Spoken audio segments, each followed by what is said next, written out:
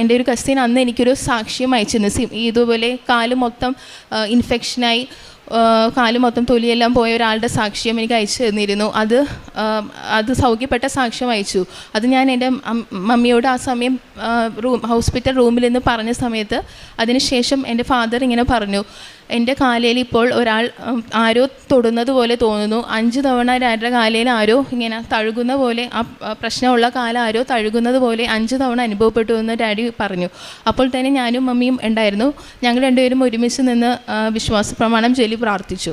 ഈ ഒരു അനുഭവത്തിന് ശേഷം ഹോസ്പിറ്റൽ പിന്നീട് അവർ ബ്ലഡ് ചെക്ക് ചെയ്തപ്പോൾ ഡാഡിയുടെ ഇൻഫെക്ഷൻ നന്നായിട്ട് കുറഞ്ഞു എന്നുള്ള റിസൾട്ടാണ് നമുക്ക് കിട്ടിയത്. അതുവരെ ഒരു രീതിയിലും ഇൻഫെക്ഷൻ കുറയുന്നില്ലായിരുന്നു. ഈ ഒരു അനുഭവത്തിന് ശേഷം ഇൻഫെക്ഷൻ നന്നായിട്ട് കുറയുകയും ബാക്കിയുള്ള പ്രൊസീജിയേഴ്സ് അവർക്ക് ചെയ്യാൻ സാധിക്കുകയും ചെയ്തു. ഞാനപ്പോൾ മാതാവിൻ്റെ അടുത്ത് പ്രത്യേകം പ്രാർത്ഥിച്ചത്, ഡാഡി ആണെങ്കിൽ ചെറുപ്പം മുതലേ മുടങ്ങാതെ ദിവ്യബലിക്ക് പോകുന്ന ഒരു വ്യക്തിയാണ്.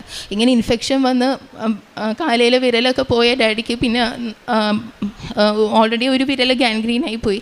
ബാക്കിയുള്ള വിരലും കൂടി നഷ്ടപ്പെട്ടു പോയ ഡാഡിക്ക് നടന്നു പോയി പള്ളിയിൽ വിസ്തുർബാനയ്ക്ക് പോവുകയോ വീട്ടിൽ തന്നെ ഇരുന്ന് പോകേണ്ട ഒരു അവസ്ഥ വരും. അങ്ങനെ ഒരു അവസ്ഥ ഡാഡിക്ക് വരല്ലേ എന്ന് നിയോഗമാണ് ഞാൻ മുട്ടിപ്പായി പ്രാർത്ഥിച്ചത്.